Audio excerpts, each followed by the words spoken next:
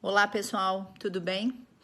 Então, para quem não me conhece, o meu nome é Gioconda e eu sou médico obstetra, ginecologista e trabalho no Nasce Saúde. E hoje eu vou vir conversar um pouquinho com vocês sobre as dúvidas que as gestantes podem ter com relação a será que eu estou ou não em trabalho de parto? Geralmente eu costumo dizer nas consultas, quando essa pergunta me é feita, que, tipo assim, não te preocupa, tu não vai ter dúvida quando iniciarem as contrações, quando iniciar o teu trabalho de parto. Quando eu falo isso, eu noto assim uma cara de espanto das pacientes, porque eu acho que elas imaginam assim, que a dor vai ser tão horrenda, né, tão insuportável, que é por isso que elas não vão ter dúvida. Mas não é isso. Na verdade, eu digo isso porque as dores que a gente sente ao longo da gestação, do ciático, os desconfortos, a falta de ar, a pressão, a dor nas costelas, o endurecimento da barriga, é completamente diferente da contração de trabalho de parto. Por isso que eu falo que é fácil de elas terem essa percepção e não terem dúvida do momento certo de avisar o seu obstetra ou de comparecer à emergência obstétrica. Como assim? Como é que eu explico assim, né? Eu sou muito comunicativa assim na consulta, então eu meio que simulo o trabalho de parto. O que eu digo para elas? Vai existir um momento, geralmente a partir das 37 semanas, salvo as exceções dos trabalhos de parto prematuros, em que a paciente vai começar a sentir uma dor estranha. Ela percebe como se fosse uma cólica. Essa cólica geralmente inicia na lombar. Isso também não é regra, tá? Muitas pacientes me dizem, doutora, nunca me doeu as costas como a senhora havia me dito. Mas geralmente a contração vai iniciar na lombar e da lombar ela vai vir pelas duas laterais, pela direita e pela esquerda, para frente, pro abdômen mesmo, para a barriga, e a barriga vai ficar endurecida e vai ter aquela pressão do fundo uterino para baixo, como se fosse empurrando o bebê em direção ao canal de parto. Essas contrações, essas cólicas, elas geralmente começam com intervalos grandes, 15, 20 minutos. Eu estou falando do comum, então eu disse que o comum é iniciar a partir das 37 semanas, o comum é iniciar de forma leve. Claro que a exceção são as contrações que já iniciam de forma mais frequentes, né? Então, é o trabalho de parto que vai ser um pouco mais rápido. Então, a paciente já começa tendo contração direto, assim, na barriga, de 5 em 5 minutos, mas isso não é a regra. A regra, então, é o trabalho de parto, contrações a cada 15, 20 minutos, e aí vai tendo uma regularidade, cada vez a frequência entre uma contração e outra, entre uma cólica e outra, vai ficando menor. E a contração, a intensidade da dor, da contração, vai se tornando mais intensa.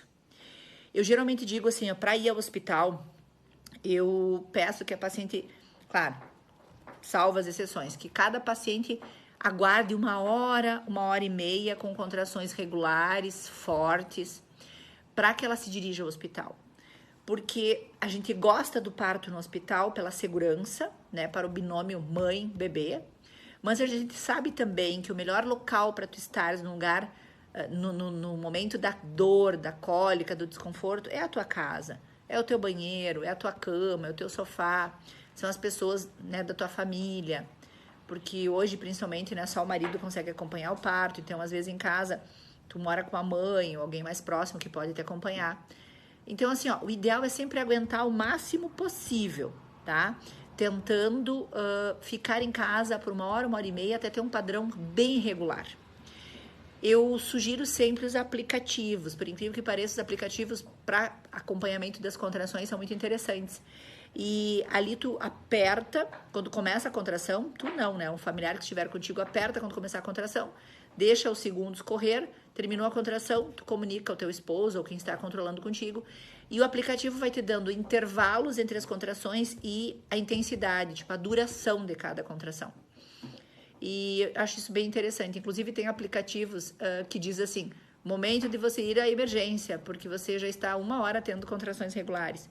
Então, assim, o aplicativo é bem interessante. Então, eu gosto bastante disso, mas essa é a ideia, tipo assim, a contração regular a cada 5 minutos por 1 hora e meia, tá? Vamos lá, outra situação. Perda líquida. Então, como saber que a minha bolsa rompeu? Como saber que a minha bolsa rompeu? Existe sim uma situação chamada ruptura alta, em que faz um furinho lá em outro local da bolsa e conforme o bebê se movimenta, ou a mãe faz algum movimento, sai uma pequena golfada, assim, umedece a roupa íntima da paciente. Mas isso não é o normal. O normal é que saia uma grande quantidade de líquido. Muitas pacientes, inclusive, ouvem um tlec, como se fosse um barulhinho, e a partir de então começa a ter a perda líquida. E são golfadas grandes, tem bastante líquido, né? Litros. Então, geralmente, assim, as golfadas a cada movimento do bebê, ou a cada contração, a cada movimento materno, ela vai ter que usar um protetor, um absorvente, uma calcinha descartável, uma toalha de banho no meio das pernas, porque o volume de líquido é bem grande. Tá, e quando rompe a bolsa, eu preciso sair correndo e ir para o hospital? Não. Consideramos 3 situações: gestação de baixo risco, líquido claro, como água transparente, e um exame que a paciente faz na região íntima, um cotonete, nas 35 a 37 semanas, que é a pesquisa do estreptococo do grupo B. Estrepto negativo, líquido claro, gestação de baixo risco, a paciente pode também, ainda que tenha rompido a bolsa, aguardar o início das contrações em casa, porque nem sempre iniciam as contrações imediatamente após a ruptura da bolsa. Então, nesses casos, eu ainda autorizo a paciente a aguardar um pouquinho em casa. Começaram as contrações frequentes regulares, já comunicou seu obstetra da perda líquida e tudo, conversaram, a movimentação do bebê tá bem, pode aguardar um pouquinho em casa. Já, se o líquido é esverdeado, ou se o líquido é, desculpa, um pouco escurecido, ou se o estreptococo é positivo, essa paciente deve, então, nesse momento, já se dirigir ao hospital e aguardar o trabalho de parto na emergência obstétrica. Para quê? Para que se faça uma monitorização do feto, garantindo um sucesso do trabalho de parto dela, tá? Então, repetindo: contrações frequentes e irregulares por 1 hora e meia, perda líquida, líquido claro, estrepto negativo, gestação de baixo risco. O tampão mucoso não é muito significativo, não. Tá, então continuando. Contrações frequentes e irregulares por 1 hora e meia, perda líquida, volumosa, líquido claro, estreptococo negativo e principalmente uma gestação de baixo risco, cuja movimentação fetal está boa, maravilhosa, não interferindo em nada assim na gestação. A paciente pode aguardar um pouquinho mais em casa e tentar, então, aguardar o máximo possível para depois só ir para o hospital numa fase um pouquinho mais adiantada do trabalho de parto, né? Essas seriam as situações. O que eu costumo dizer? Falo para todas as pacientes isso, e não é uma brincadeira, é para as pacientes entenderem. Eu digo assim, ó, estamos falando de trabalho de parto. Trabalho de parto não é férias de parto. Eu falo bem assim. Uma jornada de trabalho dura 6 horas, 8 horas, 10 horas, 12 horas. Costuma-se falar que numa primeira gestação, num primeiro trabalho de parto, a dilatação aconteça de centímetro em centímetro, 1 centímetro a cada hora. Então, é muito comum a paciente iniciar com pródromos, contrações irregulares na madrugada. Doutora, eu conseguia dormir entre as contrações. Então, não é necessário que tu levante e vá ao hospital nesse momento, né? Agora, aquele momento em que a contração começa a te incomodar, começa a ficar regular,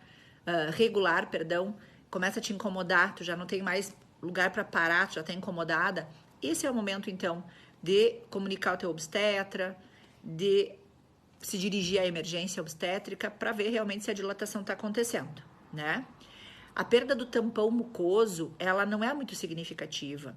O tampão é como se fosse uma gosma, não é a bolsa, né? Geralmente é uma meleca transparente que pode ter umas raizinhas de sangue. Isso é porque está começando a acontecer um pouquinho de dilatação, modificação de colo, não é significativo.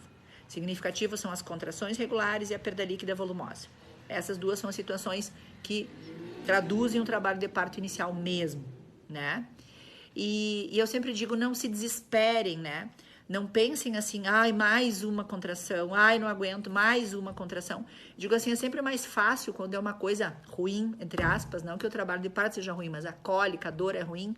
Então, sempre que for uma coisa ruim, pense assim, ó, menos uma, né? Porque aí parece que a coisa, tipo, cada contração que tu tiver é uma menos para tu chegar no teu objetivo, que é o nascimento do teu bebê.